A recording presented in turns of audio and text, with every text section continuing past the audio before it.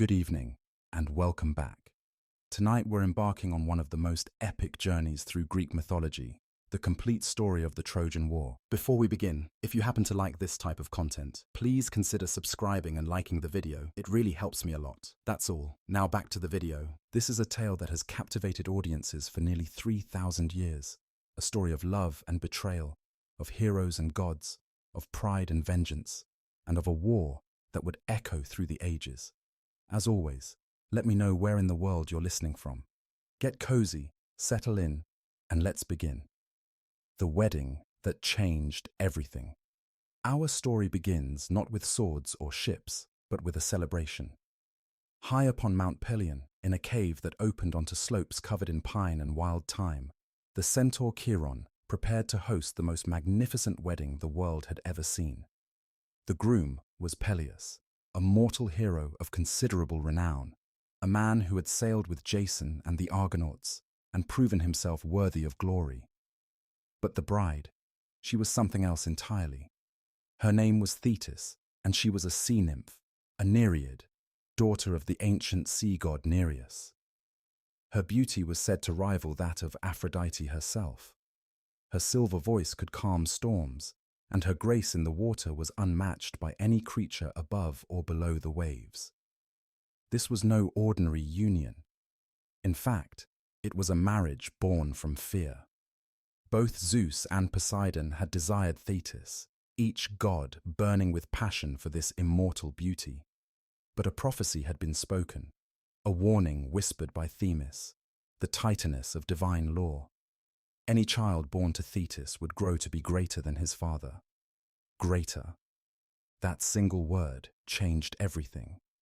Zeus, king of the gods, who had overthrown his own father Cronus, who ruled Olympus with thunderbolt in hand, could not risk a son who might one day cast him down. Poseidon, lord of the seas, felt the same dread, and so the gods made a decision. Thetis would marry a mortal. Her son would be mighty, yes, perhaps even the greatest of heroes, but he would be mortal. He would die. Peleus had not won Thetis easily. The gods told him he must capture her, but she was a shapeshifter, a creature of water and transformation. When he seized her on the shore, she became flame in his hands, burning bright and terrible. He held on. She became a serpent, coiling and hissing, fangs bared. He held on. She became a lioness, clawing and roaring. Still, he held on. She became rushing water, trying to slip between his fingers. But Peleus, patient and determined, never let go. Finally, exhausted and subdued, Thetis consented to become his bride. And so the wedding was arranged, and it was to be a celebration worthy of the ages. The gods themselves descended from Olympus to attend. Zeus came, and Hera beside him, Queen of Heaven, in all her glory. Poseidon arrived with gifts of immortal horses, their manes flowing like sea foam. Apollo brought his golden lyre, and the 9 muses gathered to sing. Athena presented a spear, its shaft of ash polished smooth, its blade forged by Hephaestus himself. Chiron, the wise centaur, offered his blessing and his cave as the site of the ceremony. The air was filled with divine light, with music that seemed to come from the very mountains themselves, with laughter and the scent of ambrosia. But there was one who had not been invited. Her name was Eris, and she was the goddess of discord, of strife, of chaos and conflict. Some say Zeus himself ordered that she be barred from the celebration, knowing that wherever Eris went, trouble followed. Others say it was simply an oversight, that in the planning of such a grand event, one small goddess was forgotten. Either way, the result was the same. Eris discovered that she alone among the immortals had been excluded, and her rage was terrible. She did not storm the gates. She did not shout or make threats. Instead, she did something far more dangerous. She took a golden apple, perhaps plucked from the garden of the Hesperides, where such impossible fruits grew, and upon its gleaming surface she inscribed 3 words in flowing Greek script: to the fairest, to the most beautiful one. Then, unseen and unheard, she appeared at the wedding feast just long enough to toss the apple into the midst of the celebrating gods. It rolled across the floor, glinting in the divine light, those three words catching every eye. The music stopped, the laughter died, and three goddesses, three of the most powerful beings in existence, each reached for the apple at the same moment. Hera, queen of the gods, wife of Zeus, protector of marriage and childbirth, her eyes blazing with royal authority, claimed it first. The apple was clearly meant for her. Who else commanded such respect? Who else wore the crown of heaven? But Athena, goddess of wisdom and war, born from Zeus's own head in full armor, stepped forward with equal certainty. Wisdom was the highest virtue, strategy the greatest power. Clearly, she was the fairest. And then Aphrodite, born from sea foam where Uranus's severed flesh had fallen, goddess of love and beauty and desire itself, smiled that smile that had toppled kingdoms and said softly that the apple could only be meant for her. Was she not beauty incarnate? Did not all who looked upon her feel their hearts stir and their reason flee? The three goddesses stood there, each holding a corner of the golden apple, and the air between them crackled with divine fury. Zeus, looking at his wife, his daughter, and the goddess whose power even he respected, did what any wise husband and king would do. He refused to judge. He declared that such a decision was beyond even the king of gods, that to choose one would be to insult the others, and that the judgment must be made by someone else entirely, that someone would be a mortal, a young man, far from Olympus, tending sheep on the slopes of Mount Ida near the great city of Troy. His name was Paris, though he did not yet know what that name would come to mean. The shepherd prince and the choice that doomed a world. Paris was, in many ways, an unremarkable young man. He was handsome, yes, with dark curling hair and the kind of easy grace that came from years spent outdoors. He played the shepherd's flute well enough to charm his flocks, and occasionally the nymphs who dwelt in the mountain springs. He was gentle with lambs, skilled at finding lost sheep, content with bread and cheese and the simple life. But he was no simple shepherd, though he did not know it yet. He had been born in Troy, in the palace of King Priam and Queen Hecuba, born a prince to one of the wealthiest cities in the known world. But before his birth, Hecuba had dreamed a terrible dream. She dreamed that she gave birth not to a child, but to a burning torch, a flame that spread and spread until all of Troy was consumed, until the great walls cracked and crumbled, until nothing remained but ash and smoke and the screams of the dying. The royal seers interpreted the dream immediately. This child, they said, would be the doom of Troy. He must not be allowed to live, and so, when Paris was born, Priam made the hard decision that kings sometimes must make. He gave the infant to a trusted servant with orders to take the child far into the mountains and leave him there to die. The servant climbed high, found a lonely spot among the rocks, and laid the baby down. But he could not watch the child die. He left, telling himself that at least it would be quick, that the cold or a wolf would find the infant before suffering lasted too long. But Paris did not die. In one account, a she-bear whose own cubs had been lost heard his cries and came to investigate, nursing and protecting the infant until shepherds found him days later. Whether saved by a bear or simply discovered by the shepherds themselves, the boy survived when he should not have. The shepherds, finding him alive and healthy, took it as a sign from the gods. They raised him as one of their own, never knowing he was a prince of Troy, never telling him of walls and palaces and prophecies. Paris grew to manhood on those mountains, believing himself the son of shepherds, content with his lot in life. He was known for his good looks and his fairness of judgment. Once, when the god Eris disguised himself as a bull and competed with Paris's own best bull, Paris awarded the prize to the god without hesitation, recognizing that the better animal should win regardless of who owned it. This act of honest judgment did not go unnoticed on Olympus. So when Zeus decreed that a mortal must judge between the three goddesses, when he needed someone known for fair dealing and untainted by the politics of gods, the choice fell upon Paris. Hermes, the messenger god with his winged sandals and quick wit, was dispatched to bring the goddesses to Mount Ida, to this young shepherd who would decide the fate of the divine apple and, though he did not know it, the fate of thousands. Imagine the moment. Paris was alone on the mountain slopes, his flock grazing peacefully, the afternoon sun warm on his face. Suddenly the air shimmered, and there stood Hermes, grinning in that way he had, and behind him 3 figures of such radiance that Paris had to shield his eyes. These were not mortal women. These were goddesses, and the power that rolled off them made the very grass bend and the sheep scatter in instinctive terror. Hermes explained the situation with characteristic brevity. Zeus had appointed Paris as judge. The goddesses would each make their case. Paris would award the apple to the one he deemed most beautiful, most deserving. Simple enough. Except that nothing involving goddesses was ever simple. Each goddess, understanding that this was no mere beauty contest, but a question of honor and precedent that would echo through eternity, came prepared to offer more than just their appearance. They came with bribes. Hera went first, and when she spoke, her voice carried the weight of empires.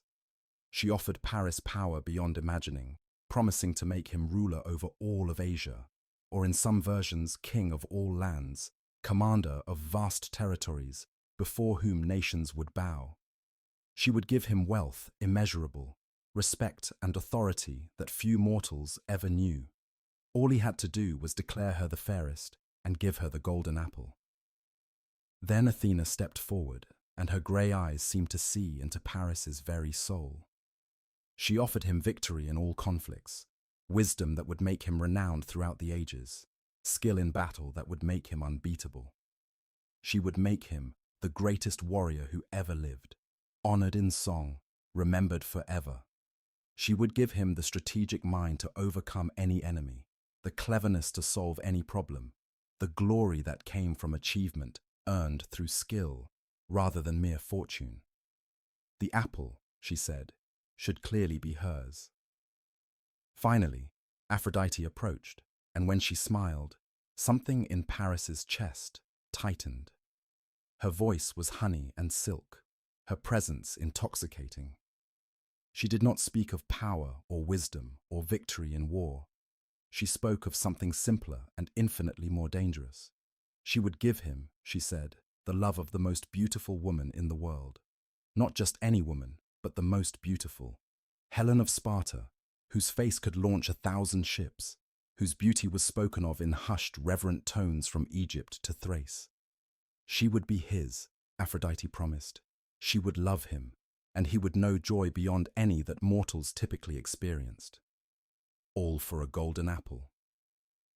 Paris stood there, a shepherd who had never left his mountain, being offered the choice between dominion, glory, and love. He thought of ruling kingdoms, of responsibilities and politics, and the weight of crowns. He thought of battlefields, of blood and screaming, and the hard path of a warrior.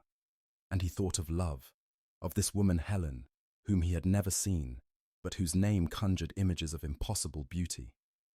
He was young, he was romantic, he had never wanted power or cared much for glory. He chose love. He gave the apple to Aphrodite. The goddess's smile widened, triumphant and knowing. She had won. But in that moment, Paris had made enemies of 2 of the most powerful goddesses in existence. Hera's face went cold as marble, her eyes promising vengeance. Athena's expression became hard as iron, calculating. They would remember this insult. They would never forget. And Troy, though Paris did not yet know it, was doomed. But all Paris could think about was this woman, this Helen, and the promise that she would be his. The goddesses departed, leaving him alone once more with his sheep and his dreams. Hermes took the golden apple and vanished, and far away, in Sparta, Helen of Sparta, most beautiful woman in the world, wife of King Menelaus, had no idea that her fate had just been sealed by a shepherd's choice on a distant mountain. The gears of destiny had begun to turn. The wedding of Peleus and Thetis, meant to be a celebration, had planted the seeds of the greatest war the ancient world would ever know. Now, Helen, the woman who would launch 1,000 ships. To understand what happened next, you must understand Helen. She was not simply beautiful in the way that pretty women are admired. Helen's beauty was something else entirely, something that transcended mere physical attraction and entered the realm of the divine. Poets would struggle for centuries to capture it in words. They would speak of her face that could launch 1,000 ships, of her luminous skin, of eyes that held the depths of the sea, of hair like spun gold, of a grace in movement that made men forget to breathe. But even these descriptions fell short, because Helen's beauty was touched by the divine. She was, after all, the daughter of Zeus himself. Her mother was Leda, queen of Sparta, but on one fateful night, Zeus had come to her in the form of a swan. From that union came eggs, as strange as that sounds, and from those eggs came children. Helen and her sister Clytemnestra, and her brothers Castor and Pollux, the Dioscuri, the divine twins. Helen inherited divinity from her father, though she remained mortal. That divine blood gave her beauty that was simply beyond human comprehension. As she grew from a girl into a young woman, her beauty became known throughout Greece. By the time she reached marriageable age, suitors came from every corner of the Greek world. They came from powerful city-states and small kingdoms, from islands and mainlands, from near and far. These were not mere fortune hunters. These were kings and princes and heroes, men of power and wealth in their own right. Men who wanted Helen not for any advantage she might bring, but simply because the idea of possessing such beauty became an obsession. Her mortal father, Tyndareus, king of Sparta, faced an impossible dilemma. He had dozens of suitors, each powerful, each expecting to be chosen. If he selected one, the others would be insulted. Wars had been fought over, less. Greece could tear itself apart over this single woman. Tyndareus lay awake at night, trying to find a solution that would not end in blood. It was Odysseus, the clever king of Ithaca, who provided the answer. Odysseus himself was there as a suitor, though he knew his chances were slim. He was not the wealthiest, not the most powerful, not even close. But he was shrewd, and he saw an opportunity. He went to Tyndareus with a proposal. He would solve the problem of the suitors, he said, if Tyndareus would in turn help him win the hand of Penelope, Tyndareus's niece. The king agreed immediately. Odysseus's solution was brilliant in its simplicity. Before Tyndareus chose a husband for Helen, all the suitors must swear a sacred oath. They would swear to accept whoever was chosen. More than that, they would swear to defend Helen's marriage. If anyone at all, should ever try to steal Helen away or dishonor the chosen husband, all the suitors would unite to punish the offender and retrieve Helen. They would be bound by honor and by the most sacred vows a Greek could make. Blood would bind them, oaths witnessed by the gods themselves. One by one, the suitors agreed. They had to. To refuse would be to admit cowardice, to show that one's word meant nothing. And so they swore, each man cutting his palm and letting the blood drip onto the earth, calling on Zeus and the other gods to witness their vow and to strike them down if they should break it. Odysseus swore it. Agamemnon, the powerful king of Mycenae, swore it. Ajax the great, towering warrior, swore it. Diomedes, Patroclus, all the great heroes and kings of Greece bound themselves with words that could not be taken back. Then Tyndareus made his choice. He selected Menelaus, younger brother of Agamemnon, a prince of Mycenae who had recently become king of Sparta through marriage alliances and political maneuvering. Menelaus was not the most charismatic of the suitors, perhaps, but he was wealthy, powerful, connected to the most important family in Greece, and by all accounts a decent man. Helen accepted the match. Whether she loved Menelaus or merely accepted her father's choice, the sources do not entirely agree. But the marriage was made, and Menelaus became king of Sparta, with Helen as his queen. For several years, they ruled peacefully. They had a daughter, Hermione, and by all accounts, their household was prosperous and well-ordered. Menelaus treated Helen well, showered her with gifts, gave her honor and respect. She presided over the palace, welcomed guests with proper hospitality, performed the duties of a Spartan queen. Life seemed settled, stable, content enough, though whether Helen was truly happy or simply resigned to her circumstances, we cannot know. But fate and the gods had other plans. Aphrodite had made a promise to a shepherd on Mount Ida, and Aphrodite always kept her promises, especially when it came to matters of love and desire. Paris did not remain a shepherd forever. One day, athletic games were held in Troy, and Paris, hearing of them, descended from his mountain to compete. He excelled, beating prince after prince of Troy in various contests. Hector, the eldest son of Priam and heir to Troy's throne, grew suspicious of this shepherd who moved with such grace and fought with such skill. Questions were asked. The servant who had been ordered to expose the infant on the mountain was found, and the truth came out. Paris was no shepherd. He was Priam's son, a prince of Troy who had survived against all odds. Priam, overjoyed to discover that his son lived, dismissed the old prophecy. Seers could be wrong, he told himself. The dream had been just a dream. He welcomed Paris back into the palace, dressed him in royal robes, gave him a place of honor. Paris, who had known only mountains and sheep, suddenly found himself a prince of one of the richest cities in the world. It was in this capacity, as a prince of Troy, that Paris was sent on a diplomatic mission to Sparta. Troy and Sparta had connections going back generations, trade agreements, friendly relations. Paris would be an ambassador, cementing ties, discussing matters of mutual interest. Priam sent him with rich gifts and instructions to comport himself with the dignity befitting a Trojan prince. Menelaus received the Trojan prince with all the honors due to a royal guest. The laws of hospitality of Xenia were sacred to the Greeks. A guest in one's home was protected by Zeus himself. Menelaus welcomed Paris, gave him rooms in the palace, invited him to feast at his table. Some traditions hold that Menelaus then had to travel to Crete for his grandfather Catreus's funeral, leaving Paris alone with Helen, an absence the Trojan prince exploited.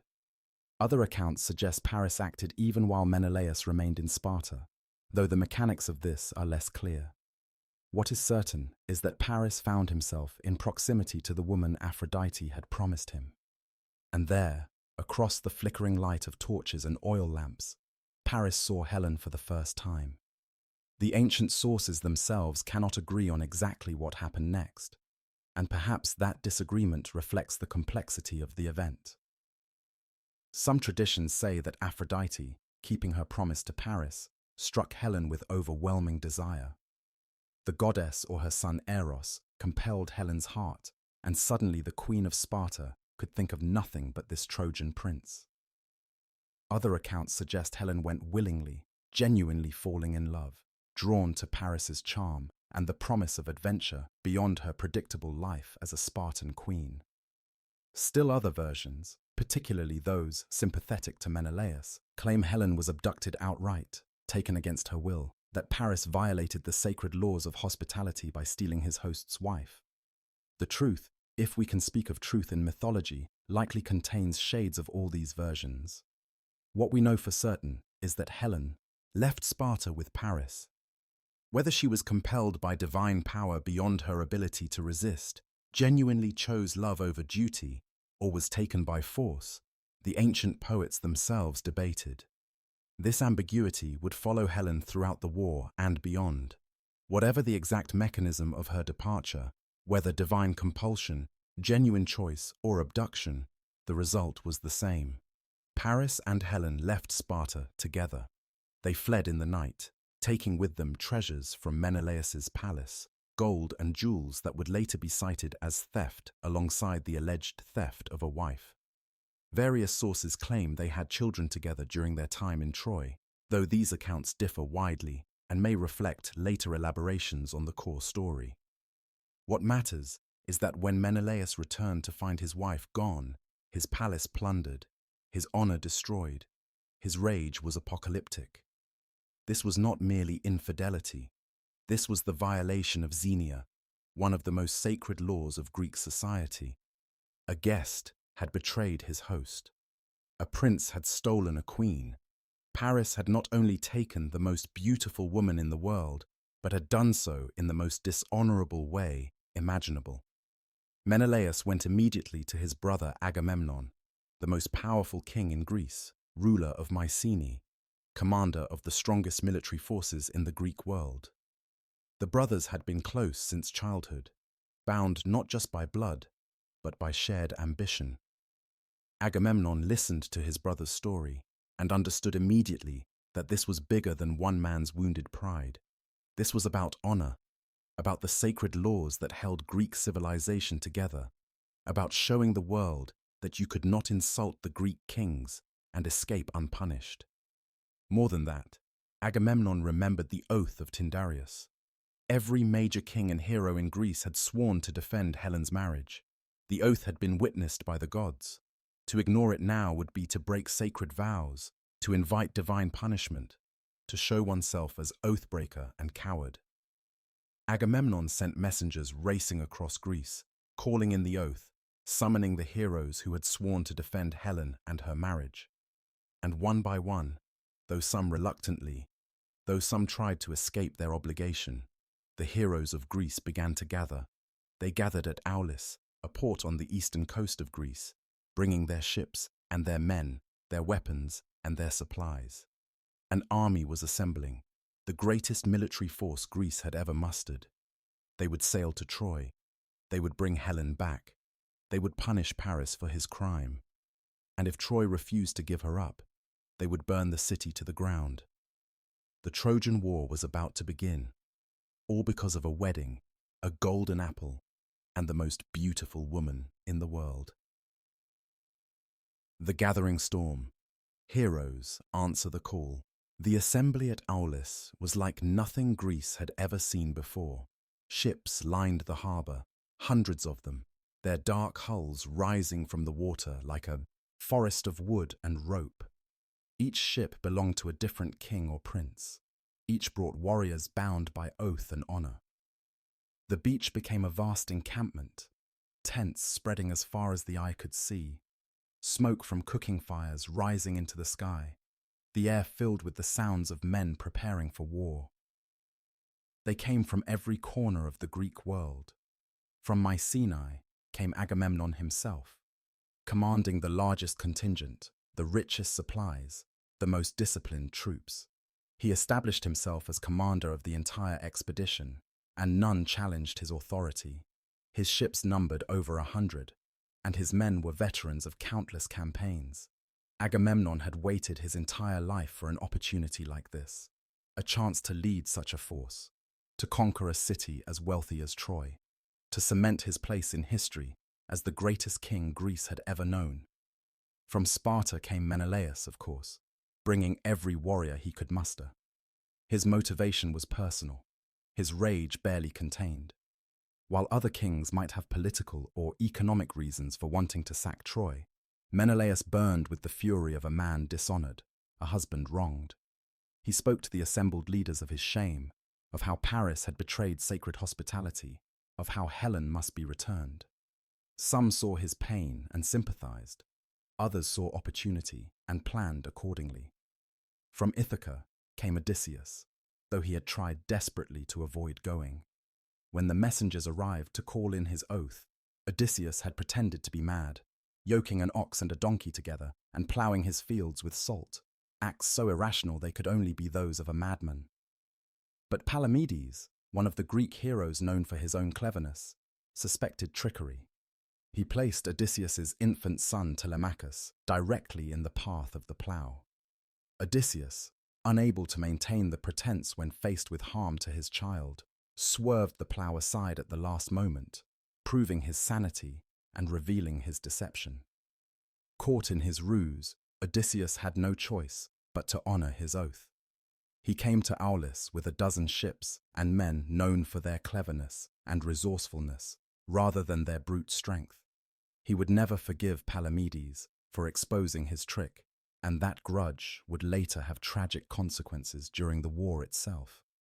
From Pylos came old Nestor, the wisest of the Greeks, a man who had lived through 3 generations and whose memories reached back to the age of centaurs and the hunt for the Caledonian boar, whose advice was valued above all others.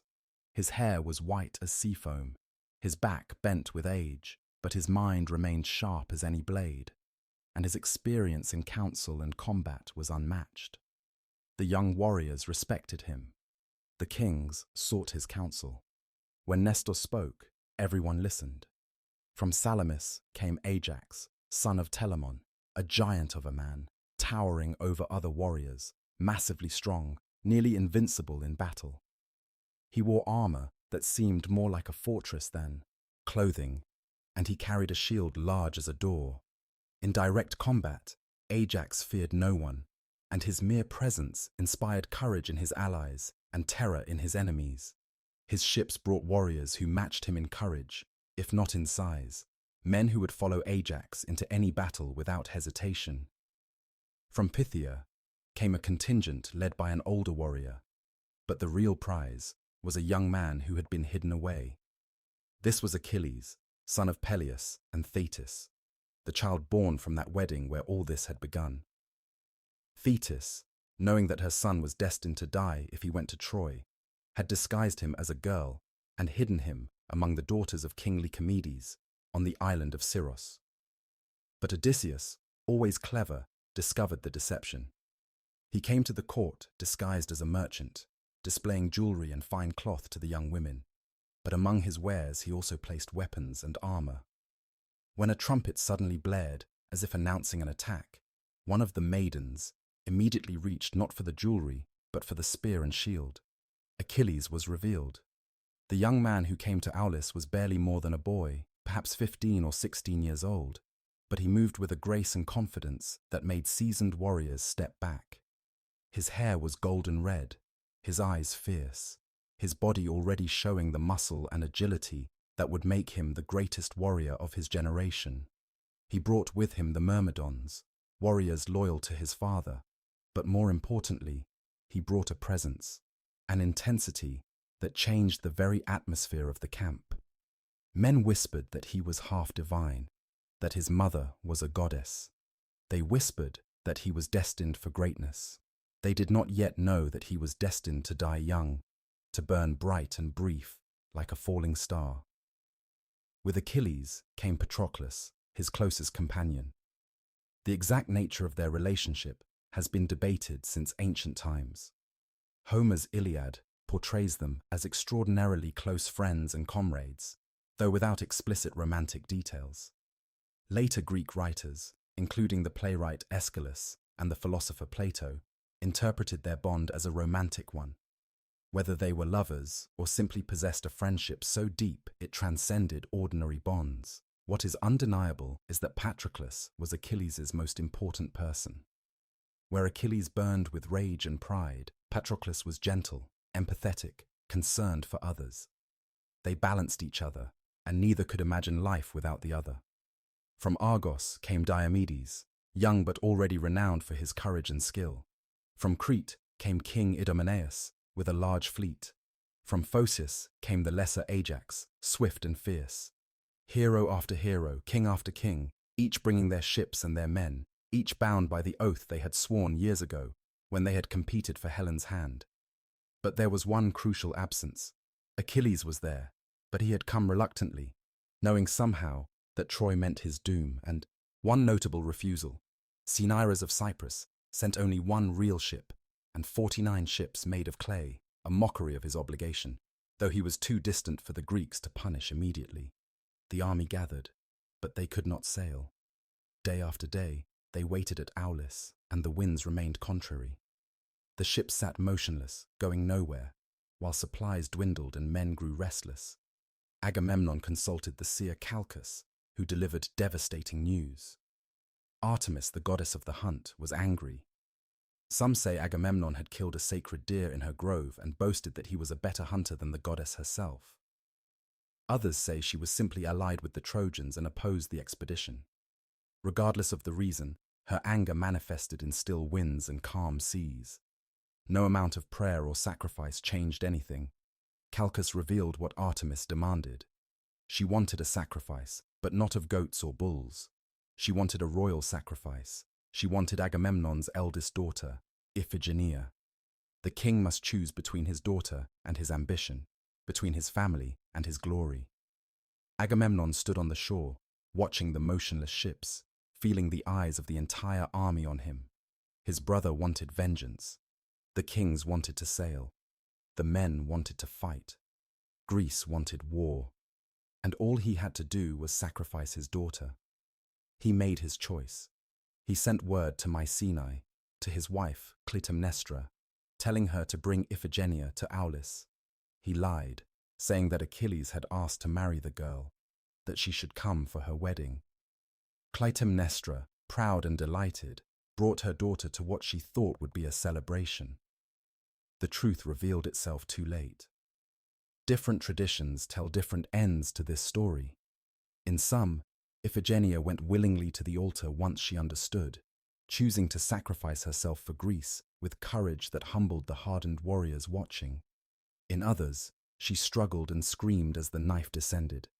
In yet another version, one that later Greeks preferred, Artemis was satisfied merely with Iphigenia's willingness to die and replaced the girl at the final moment with a deer, spiriting the princess away to serve as a priestess in distant Tauris. But whether Iphigenia truly died or was saved by divine intervention, the damage was done. Blood was spilled. Artemis was appeased. The winds changed, coming strong from the west, filling the sails of the Greek ships. Clytemnestra, whether her daughter died or vanished, never forgave her husband. That murder, or near murder, would haunt Agamemnon. The price of war was paid not by warriors, but by an innocent girl. And the ships of Greece, over 1,000 strong, their sails billowing white against the blue Aegean sky, finally set sail for Troy. They crossed the sea, island hopping, maintaining formation, this vast armada, carrying 10,000 warriors toward the distant shores of Asia Minor. At the prow of his flagship, Agamemnon looked east toward Timon, glory and gold. Beside him, Menelaus thought only of Helen. And somewhere in the fleet, young Achilles felt destiny settle on his shoulders like a heavy cloak, knowing he sailed toward a fate he could not escape. In Troy, watchmen on the great walls saw the horizon grow dark with sails. They sounded the alarm. The city prepared for war. And Paris, standing on the battlements with Helen beside him, watched the army that had come for them approach and wondered if love was worth this price. The Trojan War had begun. 9 years of blood and fire. The war did not end quickly. It could not. Troy was not some minor settlement that could be taken in a single assault. Troy was one of the most powerful cities in the known world, built on a hill with walls so thick and high that they seemed to touch the sky itself. Legend said that Poseidon and Apollo had built those walls in ages past, laying stone upon stone with divine precision. Whether built by gods or skilled masons, the walls were formidable, perhaps impregnable. They had never been breached by enemy forces, and the Trojans were confident they never would be. The Greek army made camp on the beach below the city, dragging their ships up onto the sand, building palisades and shelters, establishing a siege that would last not weeks or months, but years. The Trojans watched from their walls but did not venture out in force. They knew their advantage. Let the Greeks sit on the beach. Let them face the winter storms, the summer heat, the difficulty of maintaining supply lines across the Aegean. Let time and attrition do what Trojan spears could not. For 9 years, the war ground on. 9 years of small skirmishes, of raids on surrounding cities, of frustration and boredom punctuated by moments of violence. The Greeks could not breach the walls, but the Trojans could not dislodge the invaders. It became a test of endurance, of will, of who would break first. The beach became a semi-permanent settlement, with ramparts built to protect the ships, supply lines established back to Greece, and a whole economy of war developing around the siege. Achilles, young and hungry for glory, made his name during these years. Unable to assault Troy directly, he led raids on the cities allied to Troy, settlements along the coast and inland, cutting off Troy's support and supply. He was unstoppable in battle, moving with speed that seemed impossible, striking with force that seemed divine. His spear never missed, his sword never broke. Men fell before him like grain before the scythe. The ancient traditions claimed he sacked 23 cities in those 9 years, though the exact number may be poetic exaggeration. What is certain is that Achilles became the terror of the Trojan countryside, that cities learned to bar their gates at the mere rumor of his approach, that mothers invoked his name to frighten misbehaving children. It was during one of these raids that Achilles captured a woman named Briseis. She was from the city of Lyrnessus, and Achilles had killed her husband and brothers when the city fell. By the brutal customs of the time, she became his prize, his property, awarded to him as a mark of his achievement in battle. Whether Briseis and Achilles developed genuine affection for each other, or whether she was simply his captive, the sources are ambiguous. But she became important to him, more than just a trophy, perhaps the closest thing to normal human connection that Achilles allowed himself. In another raid, this one on the city of Thebes, Agamemnon claimed a different woman, Chryseis, daughter of Chrysis, a priest of Apollo. The war had created a system of distribution, where spoils were divided according to rank and contribution. The greatest prizes went to the greatest warriors, the commanders, the kings. Chryseis, beautiful and highborn, became Agamemnon's prize. But her father Chryses came to the Greek camp, bringing a ransom worthy of a king's daughter, begging for her return. He came as a suppliant, as a priest of Apollo, appealing to Greek piety and decency. Agamemnon, drunk on power and victory, refused him harshly. He mocked the old priest, threatened him, told him that Chryseis would die in slavery far from home. Chryses left the camp, but he did not leave quietly. On the beach, away from the Greek tents, he raised his hands to the sky and prayed to Apollo, begging the god to avenge this insult. Apollo heard. Apollo, god of plague and healing, of light and disease, sent a pestilence into the Greek camp. It started small, animals sickening and dying, livestock falling where they stood. Then the men began to die. They developed fevers, sores on their skin. They coughed blood and weakened and died by the dozen, by the 100. Funeral pyres burned day and night, the smoke rising into the sky, the air thick with death. The army, which had not been defeated by Trojan spears, was being destroyed by invisible arrows shot from Apollo's silver bow. Calchas the seer was consulted. He knew the cause, but he was afraid to speak. Finally, with Achilles promising to protect him from any retribution, Calchas revealed the truth. Agamemnon's refusal to return Chryseis had brought Apollo's wrath. Only by returning the girl to her father and making appropriate sacrifice could the plague be lifted. Agamemnon had no choice. Sick with rage but helpless against disease, he agreed to give up Chryseis. But he would not suffer this loss alone, would not be the only king forced to surrender his prize.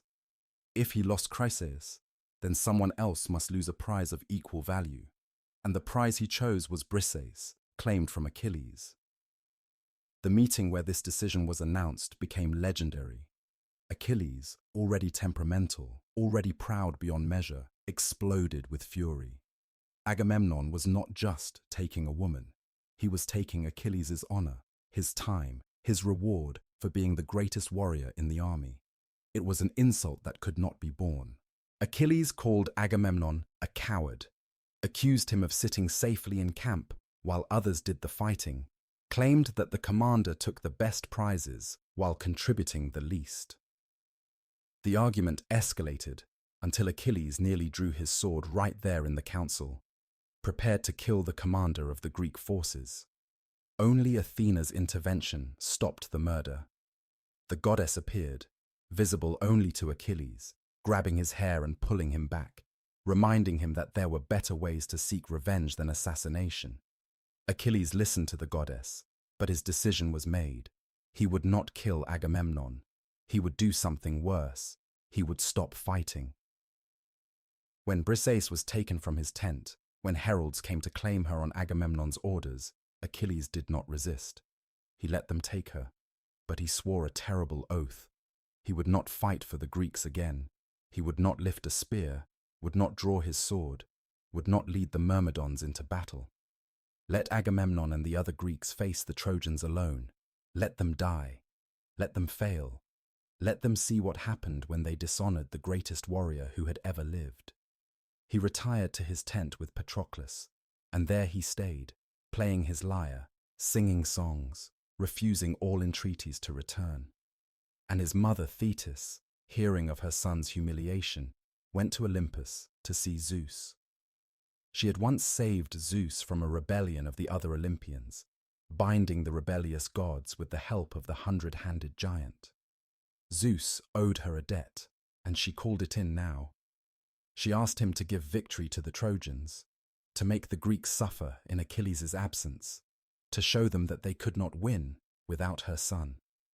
Zeus agreed, swearing on the river Styx, the most binding oath a god could make. He would tilt the tide of war.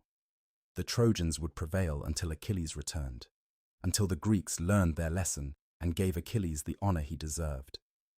And so the 9th year of the war became a nightmare for the Greeks. The Trojans, seeing that Achilles did not emerge from his tent, grew bold. They sallied out from the gates in force, led by Hector, Paris's older brother, and the greatest warrior Troy possessed. Hector was everything Paris was not: noble, honorable, brave, a man who fought for his city rather than for personal gain. He had opposed Paris's abduction of Helen from the start, had argued forcefully that she should be returned to avoid this very war. But once the war began, once Troy was besieged, once Greek blood soaked Trojan soil, Hector set aside his objections and became Troy's champion, its shield, its best hope for survival. He was a complete warrior in ways that even Achilles was not. Where Achilles fought with rage and superhuman skill, Hector fought with discipline, strategy, and a soldier's understanding of warfare. He knew every man in his forces by name, cared for their welfare, inspired loyalty not through fear but through respect. His wife Andromache and their infant son Astyanax gave him something to fight for beyond mere glory. When he walked through Troy's streets, people touched him for luck, whispered prayers for his safety, saw in him the personification of their city's resistance. With Zeus's favor, the Trojans drove the Greeks back toward their ships. Heroes fell. The great Ajax held the line again and again, his shield taking blow after blow, but even he could not be everywhere. The Trojans set fire to the Greek ships, threatening to destroy the entire fleet, to leave the Greeks stranded on the beach with no way home, no choice but death or surrender. Agamemnon, desperate, sent an embassy to Achilles. He chose 3 men carefully: Odysseus, known for his silver tongue and persuasive abilities; Ajax the Great, the second best warrior after Achilles himself, a man whose straightforward honesty might appeal to the sulking hero; and Phoenix, Achilles' old tutor, the man who had helped raise him, someone who could appeal to emotion and memory. They went to his tent bearing incredible gifts, treasures so vast they defied imagination. Agamemnon's offer was extraordinary. He would return Briseis, untouched and honored, swearing a public oath that he had never taken her to his bed. Along with her would come 7 other women, skilled in crafts, beautiful and unblemished. He offered vast amounts of gold, more tripods and cauldrons than could easily be counted, 12 prize horses that had won races, 7 cities on the coast of the Peloponnese to rule as Achilles saw fit, each with their own income and resources. He even offered one of his own daughters in marriage, whichever Achilles preferred, with a dowry beyond measure, and the promise that Achilles' father Peleus would be honored as if he were Agamemnon's own father. It was a king's ransom, offered to heal a wounded pride. The embassy made their case eloquently, appealing to honor, to duty, to the memory of comrades dying on the battlefield, to the glory that awaited if Achilles would just set aside his anger and fight. Achilles refused. His pride was too wounded, his rage too deep. He told them he would sail home in the morning, take his myrmidons, and leave the Greeks to their fate. Better to live a long, quiet life than to die for the glory of men who had dishonored him. Phoenix wept. Ajax spoke of shame. Odysseus employed every rhetorical trick he knew. Nothing worked. The embassy returned empty-handed, and the Greeks prepared for disaster. It was Patroclus who finally broke the impasse, though not in the way anyone wanted. Gentle Patroclus, watching Greeks die while his friend sulked in his tent, could bear it no longer. He went to Achilles with tears in his eyes and begged his friend to act.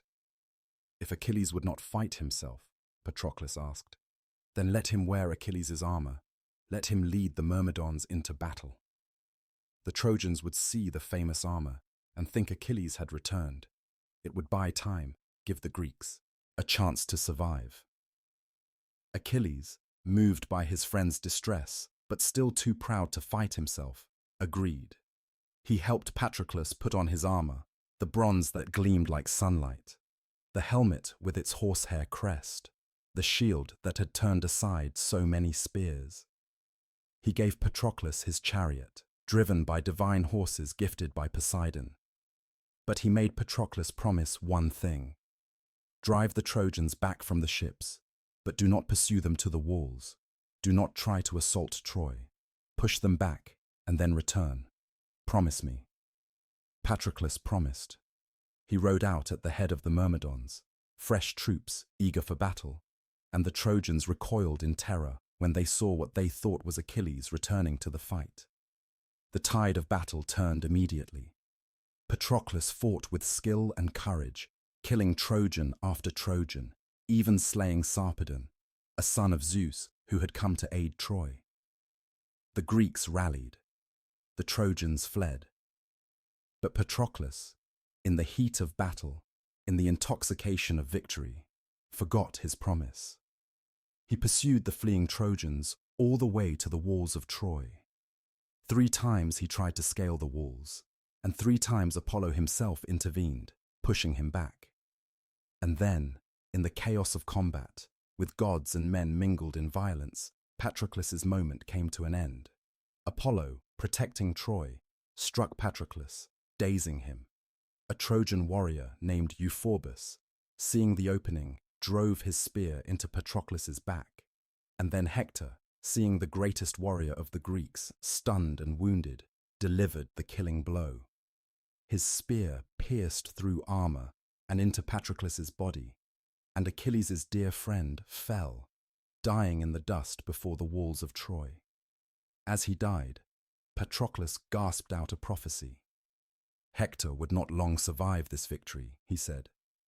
Achilles would come for revenge, and Hector himself would fall beneath the same walls where Patroclus now lay dying. Hector, breathing hard, retrieved Achilles' armor from Patroclus's body and claimed it as his prize.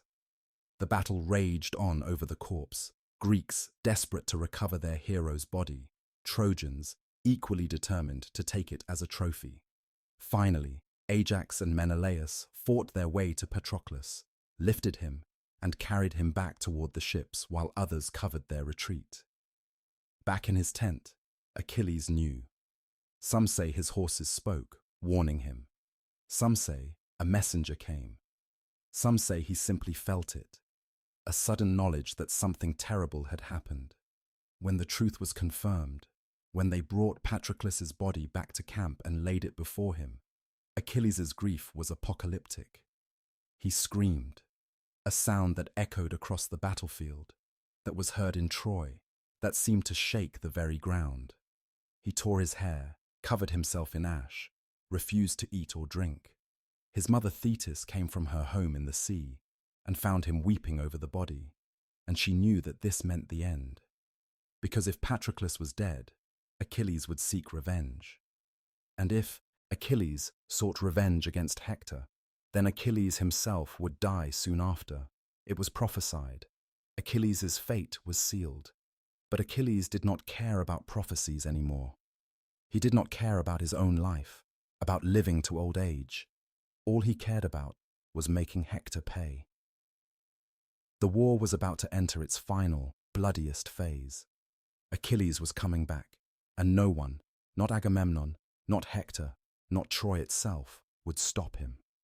The greatest warrior who had ever lived was about to write his name in blood across the plains of Troy, and before he was done, the course of the war would be changed forever.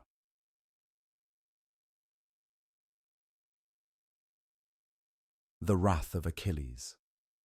Thetis knew she could not stop her son. She had always known this day would come, the day when Achilles would choose glory over long life, when he would embrace his fate and burn bright and brief like a falling star. But she could at least give him the tools he would need.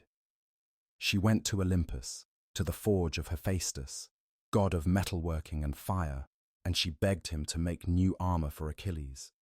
The old armor, the armor Patroclus had worn, was now on Hector's back, claimed as a prize of war.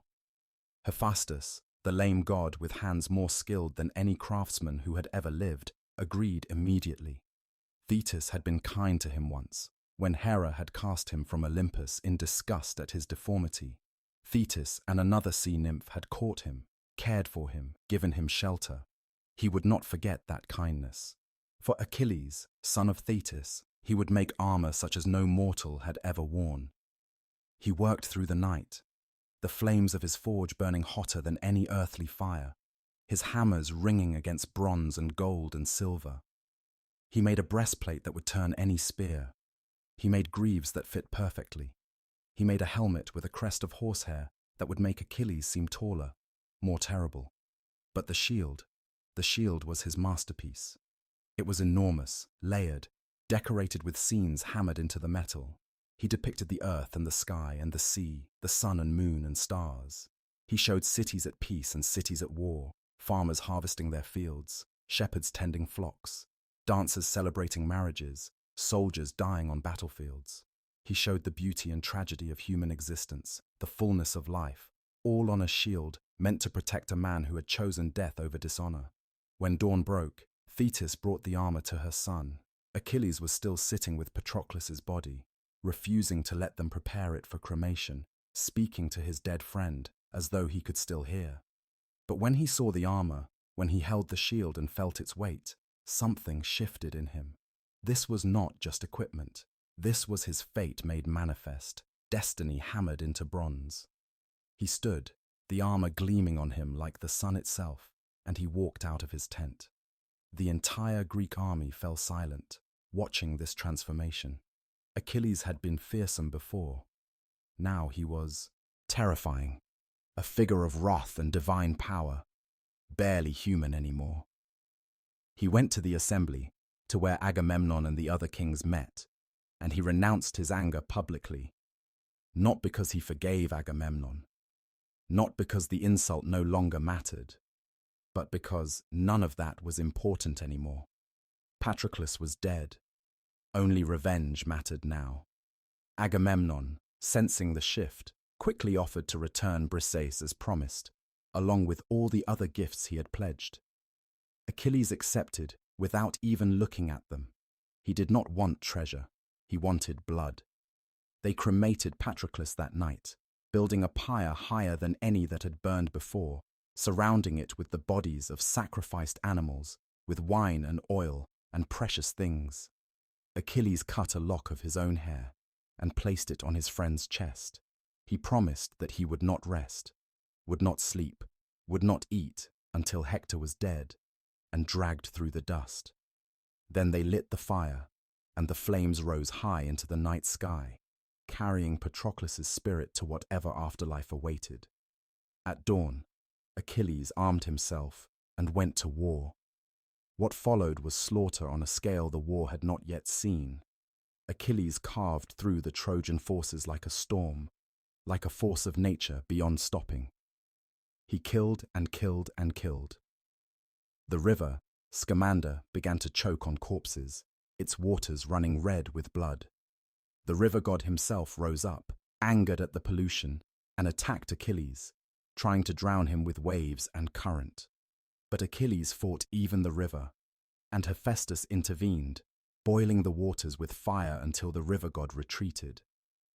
Nothing could stop Achilles. Trojans fled before him, scrambling for the gates of the city. King Priam and Queen Hecuba watched from the walls in horror as their warriors died, as this Greek demon cut down their sons and brothers and husbands. But one Trojan did not run. One warrior stood before the Scaean gates, refusing to retreat into safety. Hector, who had killed Patroclus. Hector, who wore Achilles' old armor. Hector, knowing that his city needed someone to stand, that someone had to face this terror or Troy would fall. His wife Andromache had begged him not to go out. His infant son Astyanax had reached for him with chubby hands. His parents had pleaded from the walls, but Hector was Troy's champion, and he could not hide while his city burned. When Achilles saw Hector standing there, saw his own armor on the man who had killed his friend, something in him transcended rage and entered a cold, focused clarity. This was what he had been waiting for. This was why he had been born, why his mother had dipped him in the Styx, why he had come to Troy knowing he would die. This moment, this fight, this vengeance. But when they faced each other, Hector's courage wavered. He looked into Achilles' eyes and saw not a man, but something else. Something beyond human. Something touched by gods and fate and death itself. Hector ran. The greatest warrior of Troy, the man who had held the city together for 9 years, turned and fled, and Achilles pursued him. 3 times they ran around the walls of Troy, the pursued and the pursuer, all of Troy watching from above, all of Greece watching from the plain below. Hector tried every trick, every tactic, but he could not shake Achilles, could not reach the gates. Finally, with Athena's intervention, appearing to Hector as one of his brothers and promising to help him fight, Hector stopped running and turned to face his doom. They fought with spears first, hurling them at each other. Hector's spear struck Achilles' divine shield and bounced away. Achilles' spear missed, but was returned to him by Athena, invisible beside him. They drew swords and clashed, bronze ringing against bronze. But Hector was tired from running, and the armor he wore, Achilles' own armor, was known intimately by Achilles himself. Achilles knew where the gaps were, where the weak points lay. His spear found the gap at Hector's throat, above the collarbone, below the helmet. It punched through, and Hector fell, gasping, dying in the dust before his own city gates. As the light left his eyes, Hector begged Achilles to return his body to Troy for proper burial. But Achilles, beyond mercy, beyond humanity, refused. Instead, he did something that shocked even his own allies. He tied Hector's ankles to his chariot and dragged the body around the walls of Troy, again and again, while Priam and Hecuba and all of Troy watched in horror. Andromache fainted on the walls. The Trojans wept, and Achilles, filled with a grief that could not be satisfied by simple death, continued to desecrate the corpse, dragging it behind his chariot day after day, refusing to let Troy have their hero back.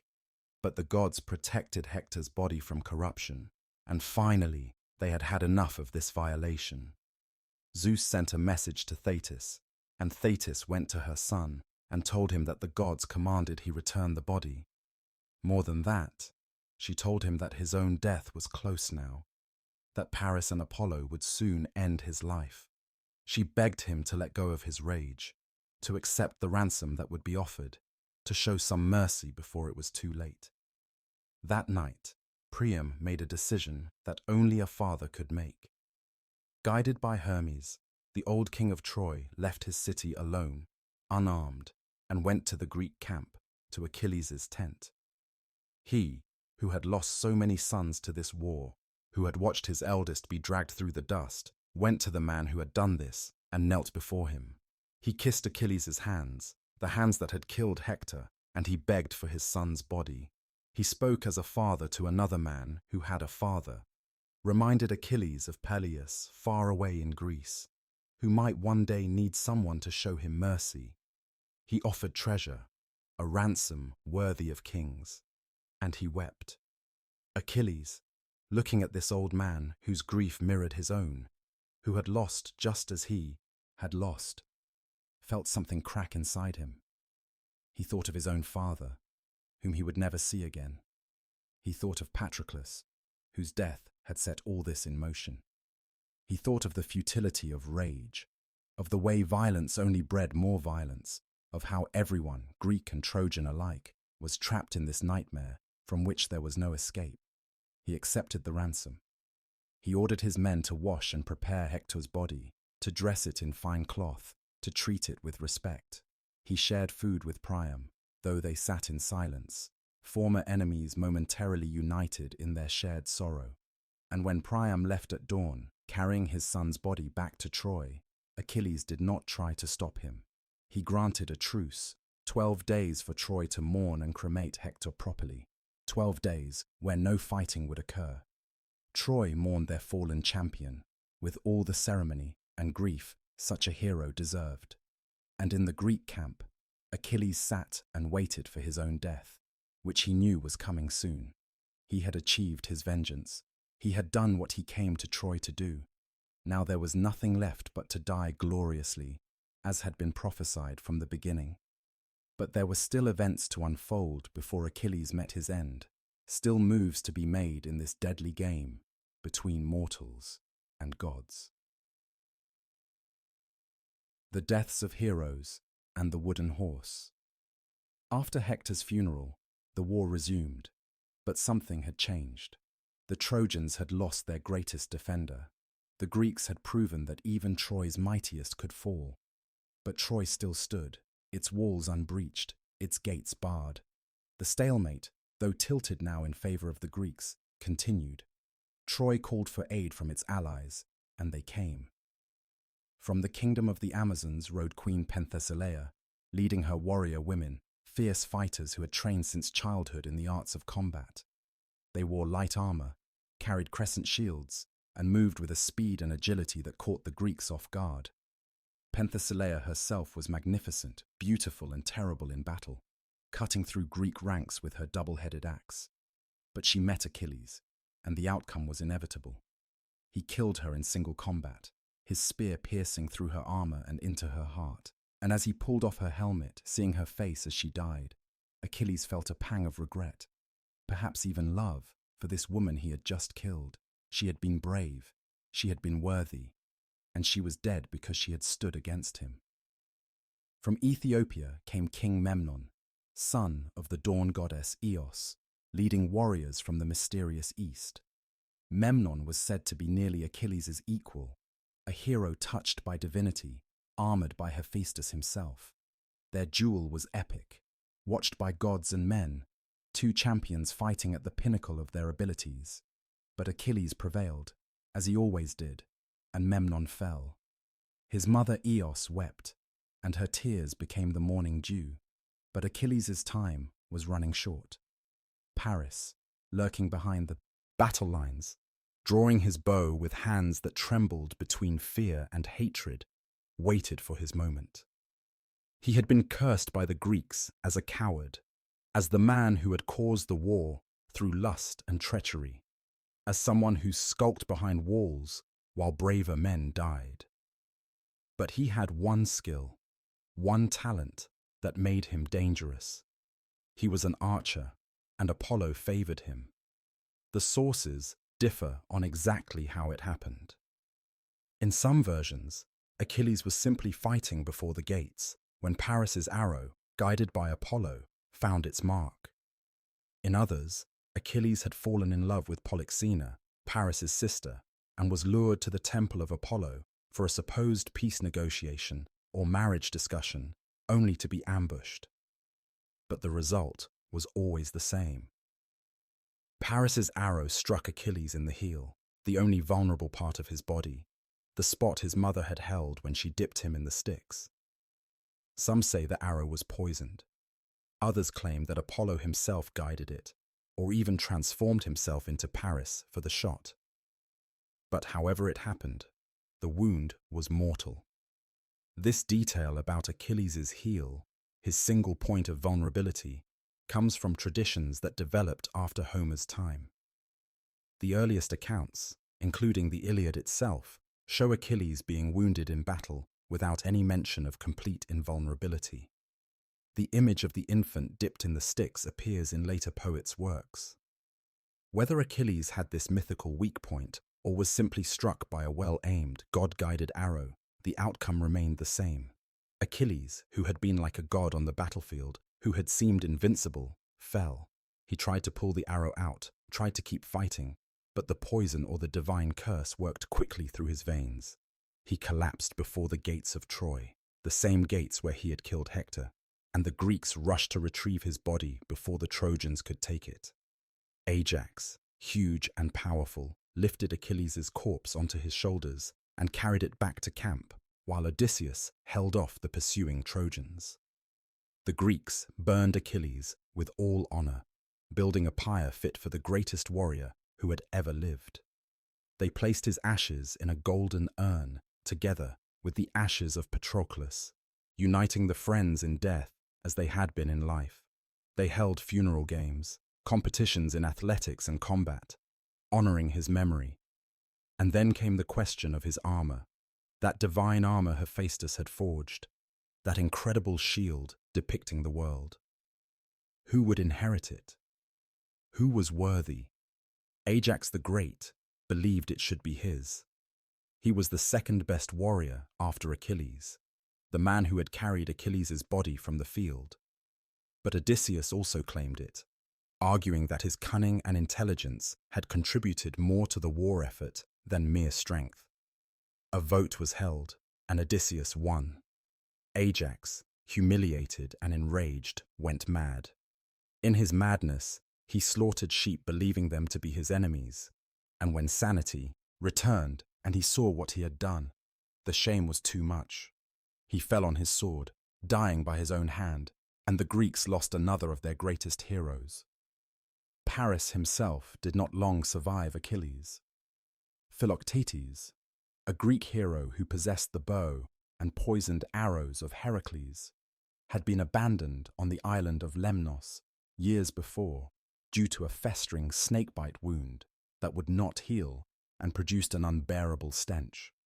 But a prophecy, spoken by the Trojan seer Helenus, who had been captured by the Greeks, declared that Troy could not fall without two things, the bow of Heracles and the bones of Pelops. Odysseus and others sailed to retrieve Philoctetes. They found him bitter, injured, filled with righteous anger at being abandoned and left to suffer for years while his companions fought at Troy. The negotiations were difficult, requiring all of Odysseus's diplomatic skills, but they convinced him to return. His wound was healed by Machaon or Podalirius, the sons of Asclepius, who served as physicians to the Greek army, and Philoctetes, whole once more, joined the war. Philoctetes' arrows, tipped with the venom of the Lernaean hydra that Heracles had slain decades before, were deadly beyond measure. The poison caused unbearable agony, killing slowly and painfully. One such arrow found Paris as he fought on the battlefield or stood on Troy's walls, piercing him with venom that no antidote could cure, piercing him with venom that caused excruciating agony. Paris lingered for days, the poison slowly killing him, and he was taken to his first wife, Wenone, a nymph who had the gift of healing. But Oenone, whom Paris had abandoned for Helen, refused to heal him, bitter at the betrayal. Paris died in agony, and Troy lost the man whose choice on Mount Ida had started everything. The war dragged into its 10th year. Both sides were exhausted, depleted, desperate for some kind of resolution. The Trojans were besieged and starving. The Greeks were far from home, their supplies running low, their patience wearing thin. Something had to break the stalemate. And it was Odysseus, always clever, always thinking, who conceived the plan that would finally bring Troy to its knees. The idea came to him in a dream, or so he claimed later, or perhaps he reasoned it out through logic and understanding of human nature. But the plan was brilliant in its simplicity and its audacity. The Greeks would build an enormous wooden horse, hollow inside, large enough to hide their best warriors within.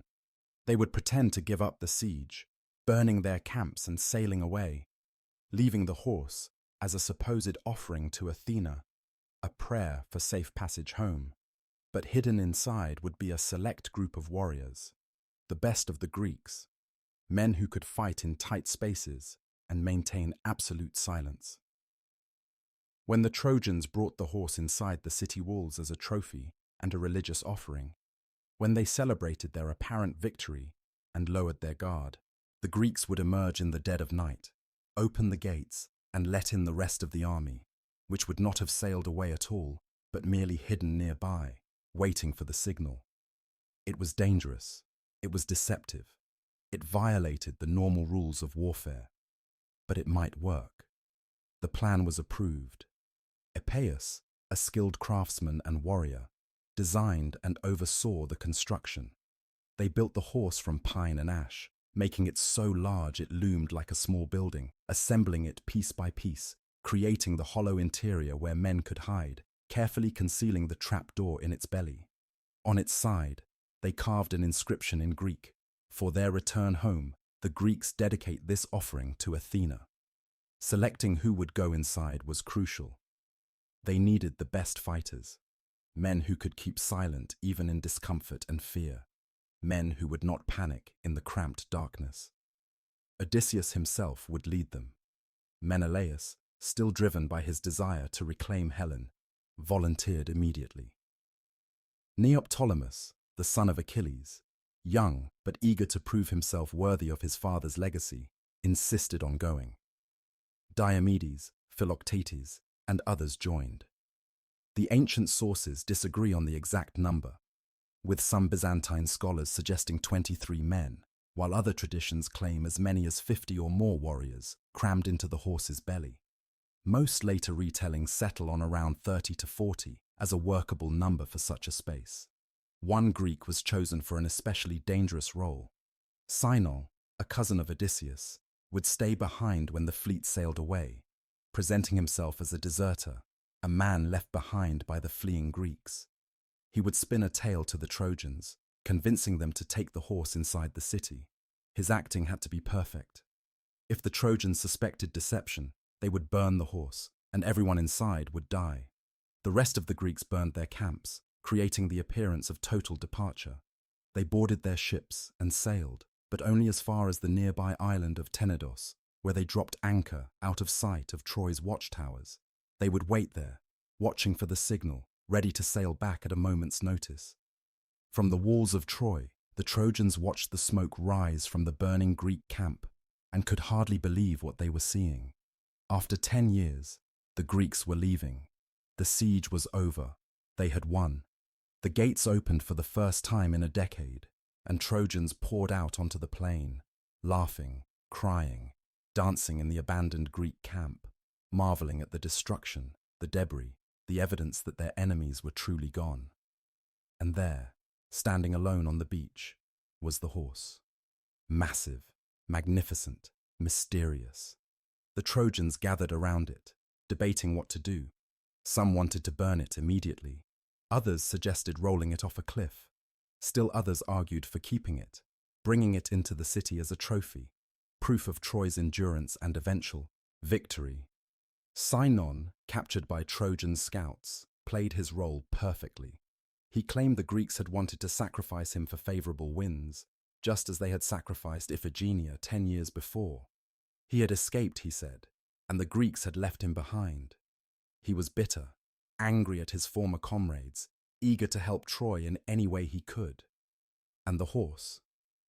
It was an offering to Athena, he explained, built large specifically so the Trojans could not bring it inside their city, because if they did, the goddess would favor Troy instead of Greece. The Trojan priest Laocoon did not believe the story. He warned his people with words that would become famous. "I fear Greeks even when they bring gifts." He threw a spear at the horse's side, and the Greeks inside held their breath, certain they had been discovered. But at that moment, 2 enormous serpents emerged from the sea and attacked Laocoon and his 2 sons, crushing them to death in their coils. Different traditions gave different explanations for this event.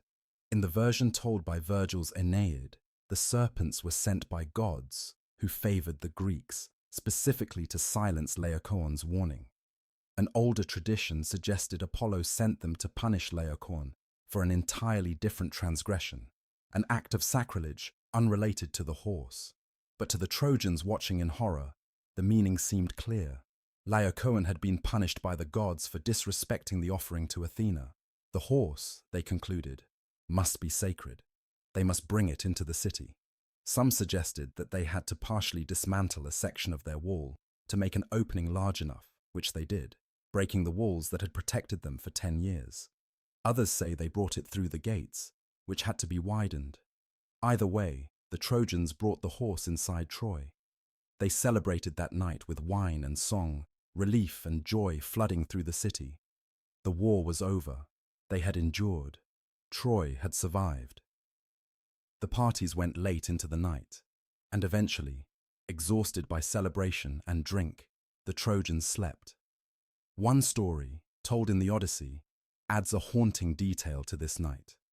Helen, according to this account, came to the horse and walked around it, calling out to the hidden Greeks in voices that mimicked their wives, testing whether anyone would respond and reveal themselves. Patroclus nearly answered, recognizing what he thought was his wife's voice. But Odysseus clamped a hand over his mouth, maintaining the silence that kept them all alive. Whether this story is true, whether Helen was trying to expose the Greeks, or merely suspected something, or whether she was entirely innocent of any suspicion that night, the ancient sources themselves offer no consensus. Inside the horse, the Greeks waited in absolute silence, cramped and sweating, listening to the sounds of celebration outside. They waited until the deepest part of the night, when even the drunkest revelers had finally collapsed, into sleep, when the city was quiet except for the occasional bark of a dog or cry of an infant. Then Sinon, free to roam the city as a supposed ally, lit a signal torch visible to the ships hiding at Tenedos, and Odysseus, inside the horse, carefully, quietly, opened the trapdoor. One by one, the Greeks climbed down, emerging into the dark streets of Troy, drawing their weapons, moving like shadows toward the gates. They killed the few guards who had remained at their posts, men too drunk or too tired to react quickly. They unbarred the massive gates and threw them open. And there, flowing through the gates like a dark tide, came the rest of the Greek army, returned from Tenedos, armed and ready and hungry for vengeance. What followed was not battle, it was slaughter. The Trojans, waking to find Greek warriors in their homes, in their streets, at their throats, barely had time to understand what was happening before they died. The Greeks, after 10 years of frustration, showed no mercy. They killed every man they found.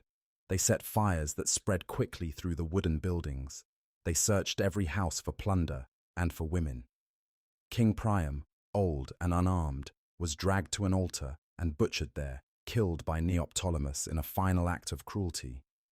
Hector's infant son Astyanax was torn from his mother Andromache's arms and thrown from the walls. The Greeks, fearing that any son of Hector might grow up to seek revenge. Women who had been queens and princesses were claimed as slaves, distributed among the Greek heroes like any other spoil of war.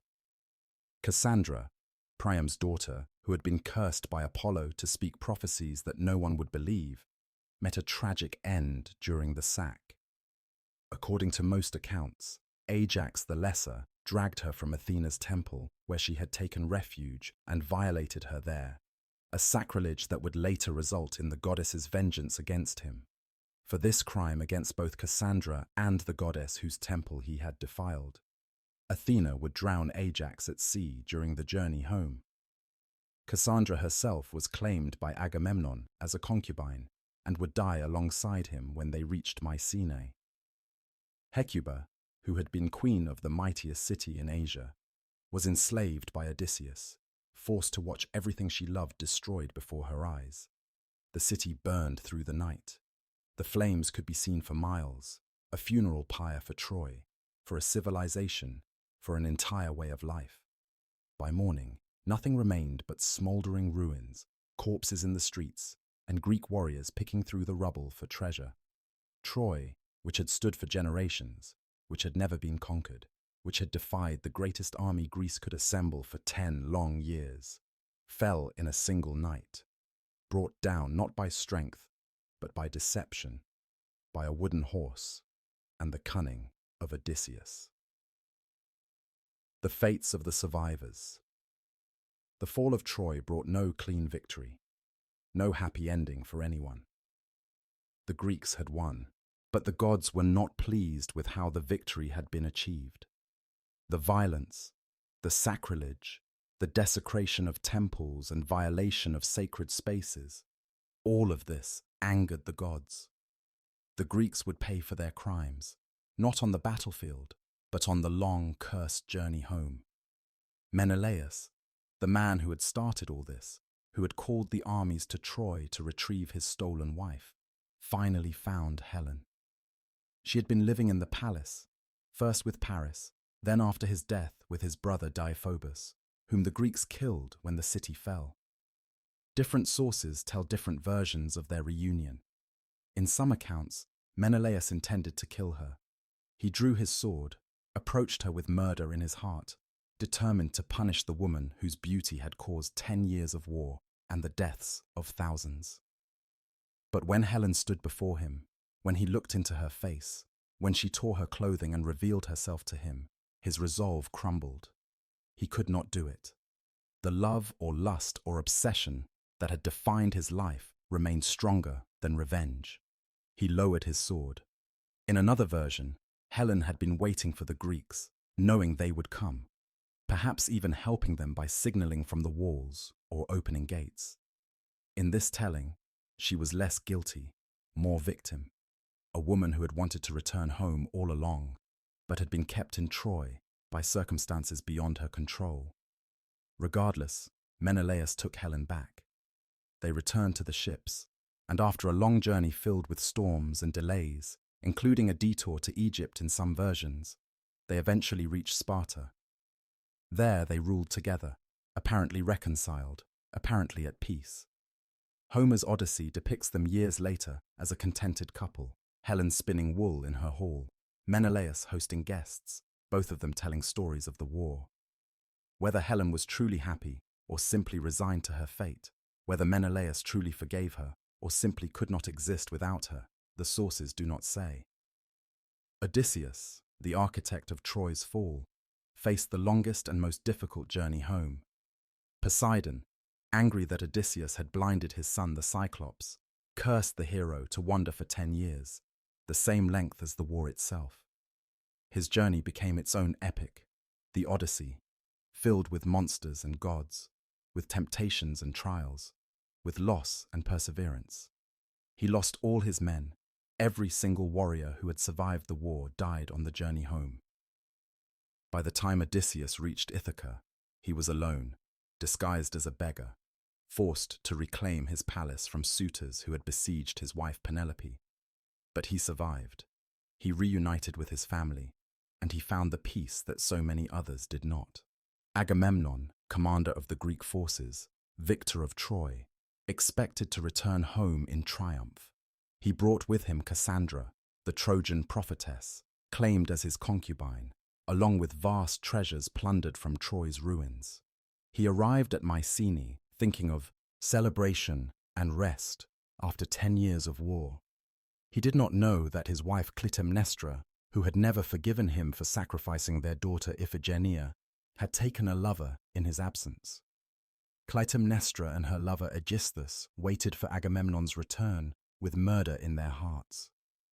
When the king entered his palace, tired from travel, eager for a bath and comfort, Clytemnestra greeted him with false warmth. She prepared a bath for him, and when he was naked and vulnerable, she threw a net or heavy cloth over him, entangling him.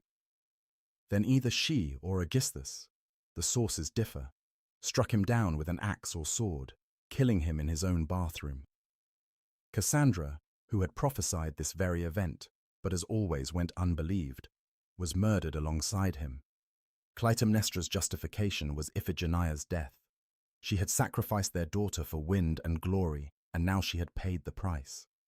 But vengeance breeds vengeance, and years later, Agamemnon and Clytemnestra's son Orestes would return to murder his own mother, avenging his father, setting off a new cycle of blood feuds that would require divine intervention to resolve. Neoptolemus, son of Achilles, claimed Andromache, Hector's widow, as his prize.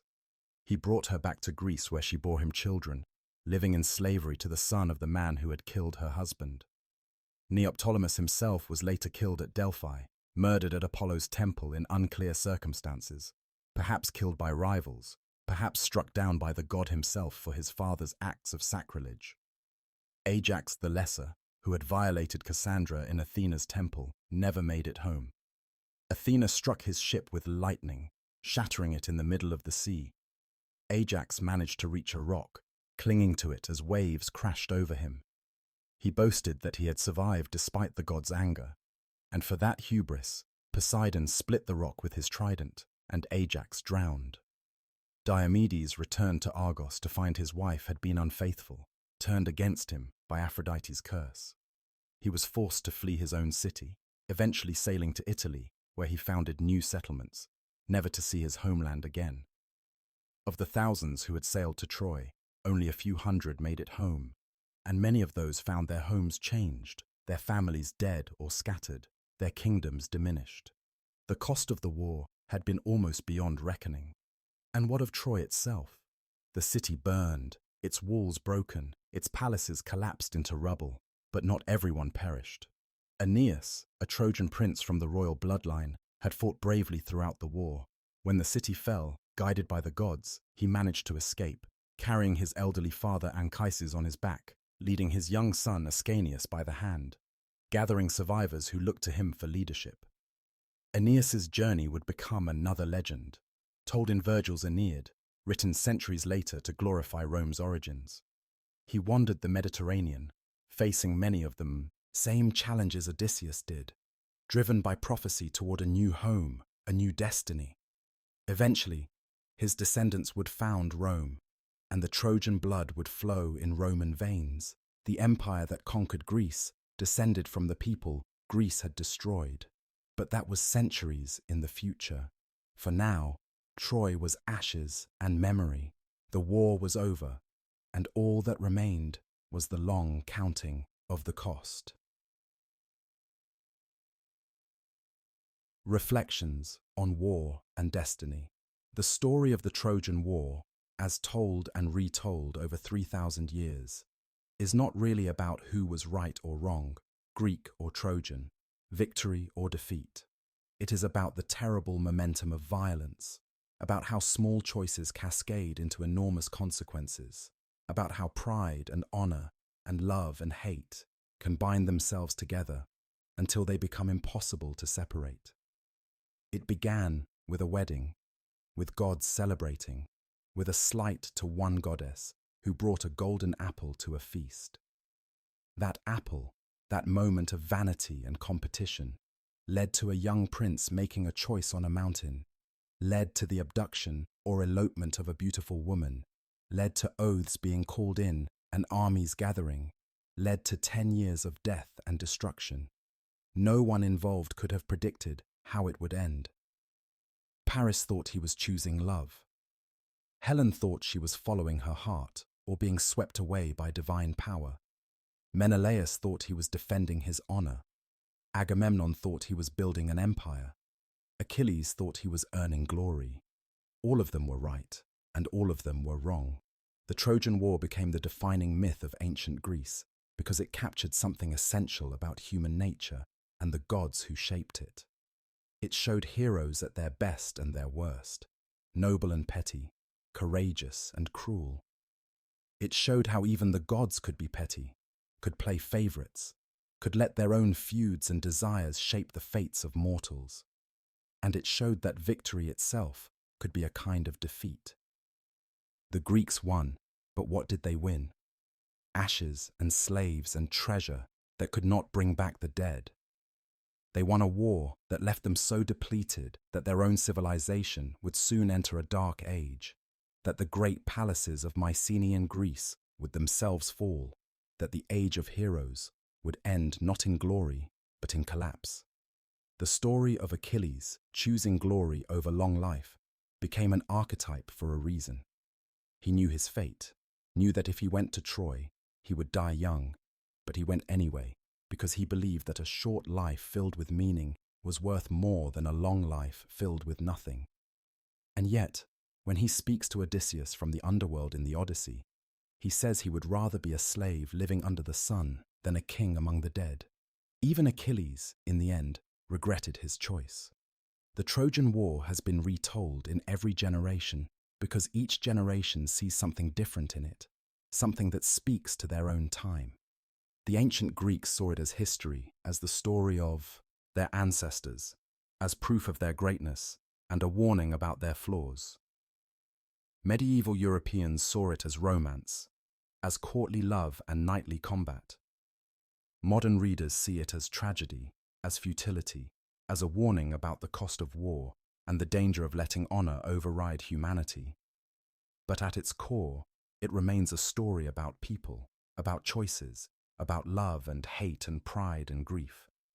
It remains a story about how even gods could not prevent suffering, could not make the characters do the sensible thing, could not stop the momentum once it began. It remains a story about how beauty can be dangerous, how glory can be hollow, how victory can taste like ashes.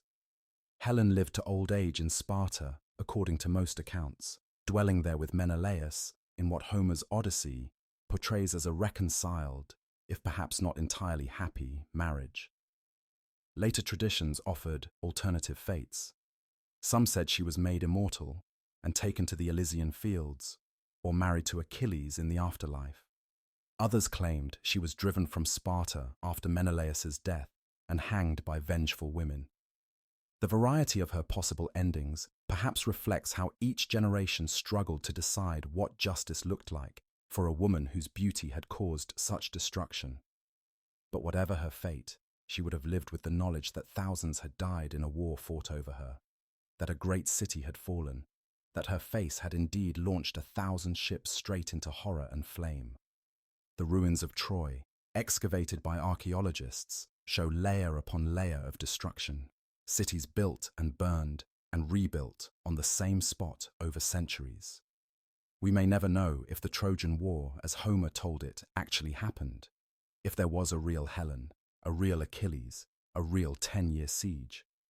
But we know that Troy burned, repeatedly, that wars were fought there, that the story resonated so deeply that it survived the collapse of civilizations and the passage of millennia.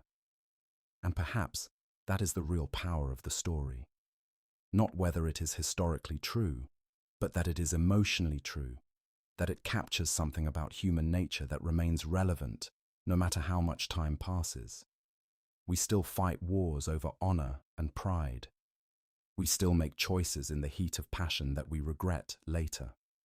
We still struggle with the conflict between duty and desire, between what we know is wise and what our hearts demand. The Trojan War, which began with a wedding and ended with a burning city, which stretched across 10 years and touched the lives of gods and mortals, heroes and cowards, warriors and victims, remains one of humanity's greatest stories, because it is, at its core, a mirror. And when we look into that mirror, we see ourselves, in all our glory and all our flaws, in all our capacity for both greatness and terrible mistakes. The war is over. Troy has fallen.